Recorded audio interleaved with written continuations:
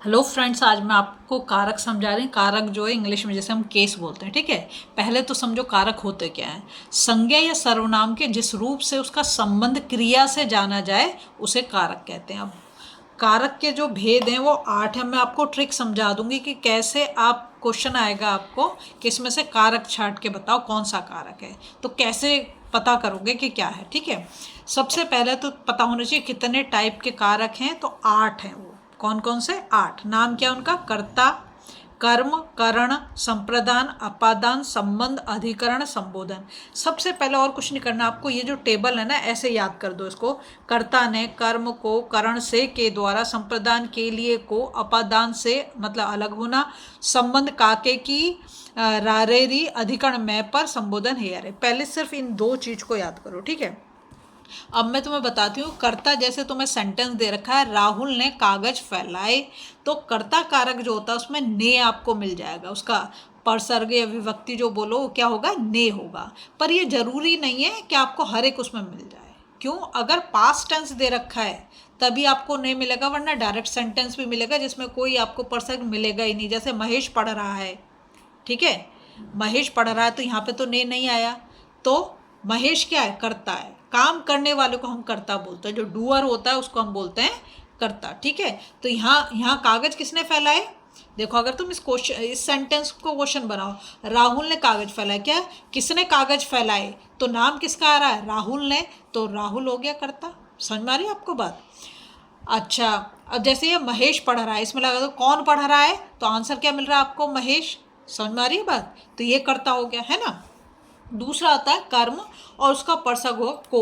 इसमें क्या, किसको और कहाँ लगा के आप पता करोगे। जैसे ये लकड़हारा पेड़ को काट रहा है, तो अब आपसे पूछा जाएगा लकड़हारा क्या काट रहा है, तो पेड़ को, ये परसर्ग है, ये परसर्ग है को, ठीक है। लकड़हारा पेड़ को काट रहा है। दूसरा पूछा है लकड़हारा किसको काट रहा है, तो क्या आएगा? पेड़ को काट रहा है। समझ में आ गया? अब आया पिताजी दफ्तर गए हैं। अब यहाँ पर तो कोई को नहीं है, सीधा सीधा ऑब्जेक्ट आपको दिखाई दे रहा है, क्या? दफ्तर। दफ्तर का मतलब ऑफिस, ठीक है। तो यहाँ पर कोई भी परसर्ग यूज नहीं किया गया, लेकिन हमें समझ में आ रहा है ऑब्जेक्ट क्या है इसमें, ठीक है। अब आया करण। करण का मतलब है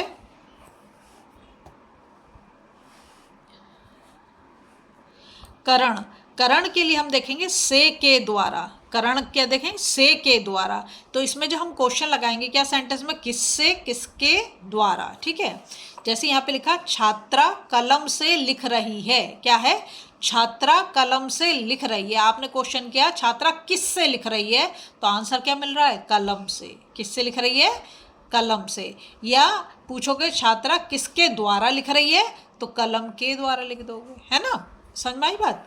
अब नेक्स्ट इसी का एग्जाम्पल लिया, बच्चा खिलौने से खेल रहा है। बच्चा किससे खेल रहा है? खिलौने से खेल रहा है। या बच्चा किसके द्वारा खेल रहा है, तो खिलौनों के द्वारा खेल रहा है।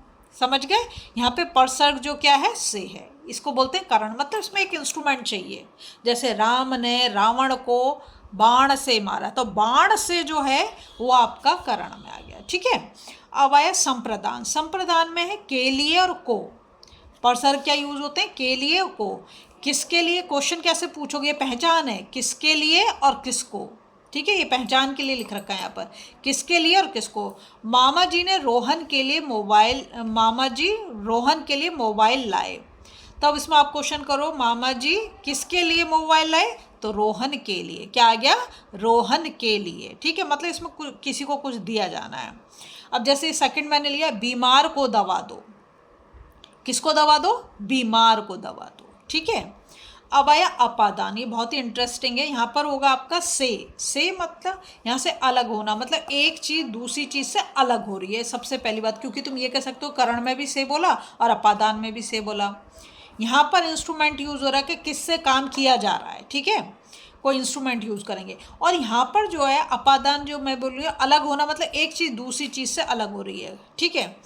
और कारक मतलब पहचान के कहाँ से, तो जैसे ये है कल रीना साइकिल से गिर गई, तो साइकिल से अलग हो गई रीना। अगर नीचे गिर गई तो साइकिल से तो अलग हो गई, तो एक चीज़ दूसरी चीज़ से अलग हो गई।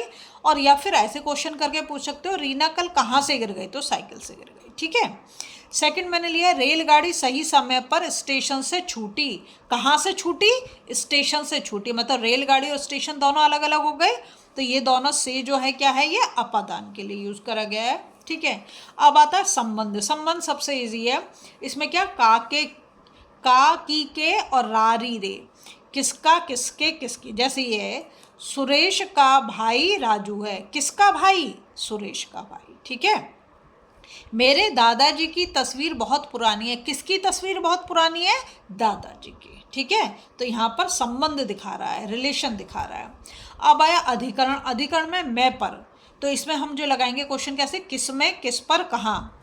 कमरे में चूहा है, कहाँ पर चूहा है? कमरे में, तो मैं आ गया। ठीक है, मेज पर पानी का जग रखा है, पूछा जाएगा कहाँ पर पानी का जग रखा है? मेज पर। ठीक, अब आता है सबसे लास्ट 8 नंबर में संबोधन। संबोधन होता है हे अरे।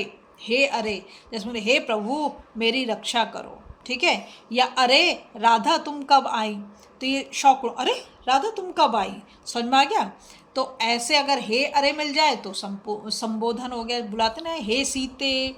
ठीक है, अगर आपको वीडियो पसंद आ रही है ना, प्लीज़ लाइक शेयर सब्सक्राइब करो, फॉलो जरूर कर दो। आपका एक एक वोट बहुत मेरे लिए